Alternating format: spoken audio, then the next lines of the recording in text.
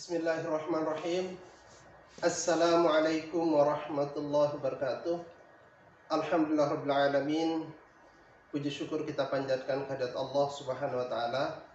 Pada hari ini kita masih bisa bertemu kembali pada mata pelajaran bahasa Indonesia. Salawat serta salam tidak lupa kita haturkan kepada Nabi kita, Nabi besar Muhammad sallallahu alaihi wasallam, yang menjadi suri tauladan yang baik bagi kita, yang mengajarkan kepada kita akhlakul karimah, khususnya di madrasah ini sebagai bekal kita untuk menjalani kehidupan kita di dunia dan lebih-lebih kehidupan yang akan datang. Untuk pertemuan kita kali ini, kita akan mempelajari tentang teks deskripsi dan hal-hal apa yang terkait dengan teks deskripsi tersebut. Pada pertemuan kali ini, kompetensi dasar yang akan kita bahas mengenai mengidentifikasi informasi dalam teks deskripsi tentang objek, sekolah, tempat wisata, tempat bersejarah, dan suasana pentas seni daerah yang didengar maupun dibaca. Adapun indikator pencapaian kompetensi pada pertemuan ini, yang pertama, menentukan ciri umum teks deskripsi dari segi isi dan tujuan komunikasi pada teks yang dibaca dan didengar. Yang kedua, menentukan ciri teks deskripsi dari aspek kebahasaan pada teks yang dibaca atau didengar. Dan yang ketiga, menentukan jenis teks deskripsi pada teks yang dibaca atau didengar. Kita mulai dari pengertian teks deskripsi.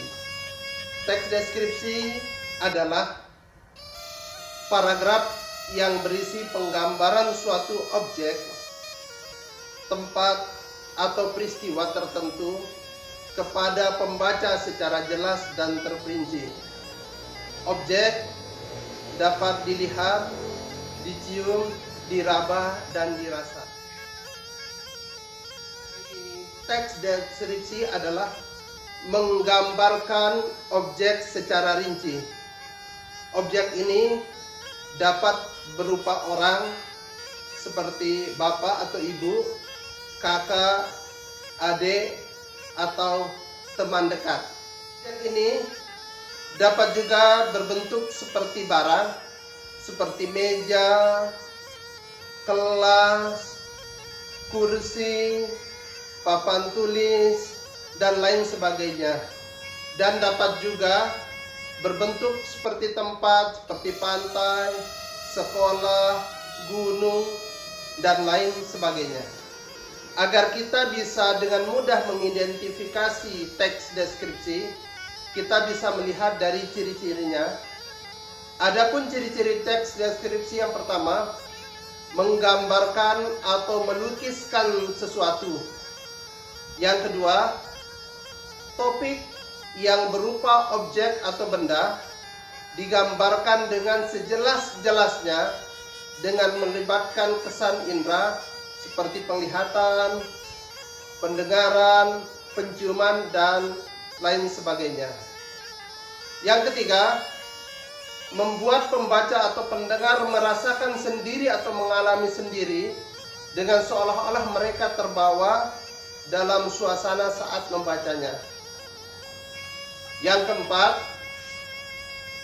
banyak ditemukannya kata-kata sifat di dalamnya, serta kata-kata yang digunakan merupakan kata-kata yang lumrah atau menggunakan bahasa yang sering digunakan dalam kehidupan sehari-hari.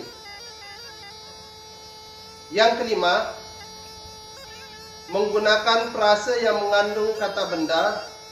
Contohnya seperti beliau adalah seorang kepala negara yang rendah hati.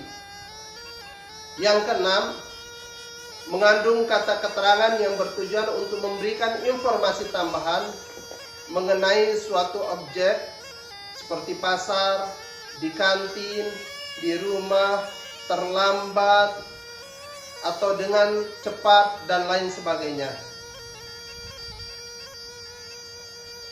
Yang ketujuh, menggunakan beberapa bahasa kiasan seperti perumpamaan atau metafora. Dan yang terakhir, dalam penjelasannya memaparkan sifat objek, ciri-ciri fisik tertentu seperti bentuk, ukuran, warna, dan kepribadian secara jelas dan terperinci. Adapun tujuan dari teks deskripsi, agar pembaca atau pendengar seolah-olah melihat langsung atau merasakan objek yang dideskripsikan. Adapun ciri-ciri teks deskripsi dari aspek kebahasaan, yang pertama, menggunakan kata benda sesuai topik yang dideskripsikan, seperti sekolah, rumah, guru, teman saya, teman duduk saya, dan lain sebagainya. Yang kedua, menggunakan frase yang mengandung kata benda, contohnya yaitu beliau adalah seorang kepala sekolah yang rendah hati, beliau seorang guru yang baik dan perhatian. Yang ketiga, mengandung kata sifat yang bersifat menggambarkan, seperti seorang siswa yang rajin, 2 kaos kaki putih, seorang anak yang selalu taat terhadap aturan, dan lain sebagainya. Yang keempat, mengandung kata kerja transitif untuk memberikan informasi subjek, seperti siswa itu menggunakan seragam putih biru. Yang kelima, mengandung kata kerja perasaan, pendapat, dengan tujuan untuk mengungkapkan pandangan pribadi penulis mengenai subjek, seperti saya pikir itu adalah kucing yang cerdas, saya yakin buku itu murah, saya rasa dia adalah anak yang rajin, dan lain sebagainya. Yang keenam, mengandung kata keterangan untuk memberikan informasi tambahan mengenai objek, seperti dengan cepat, di rumah, di kantin, dan lain-lain. Dan yang terakhir, mengandung bahasa kiasan berupa perumpamaan atau metafora, seperti kulitnya lembut seperti benang sutra, rambutnya ikal, pandangan matanya menerawang, dan lain sebagainya. Jenis-jenis teks deskripsi. Teks deskripsi dapat dikembangkan menjadi 3 jenis, yakni yang pertama, teks deskripsi spasial, teks deskripsi objektif, dan yang terakhir, teks deskripsi subjektif. Kita mulai dari teks deskripsi subjektif. Teks deskripsi subjektif yaitu suatu teks deskripsi yang dalam penggambarannya objeknya berdasarkan atas kesan yang dimiliki oleh penulis paragraf tersebut. Teks deskripsi spasial. Dalam teks deskripsi ini, objek yang dijelaskan hanya berupa benda, tempat, ruang, dan sebagainya. Teks deskripsi objektif.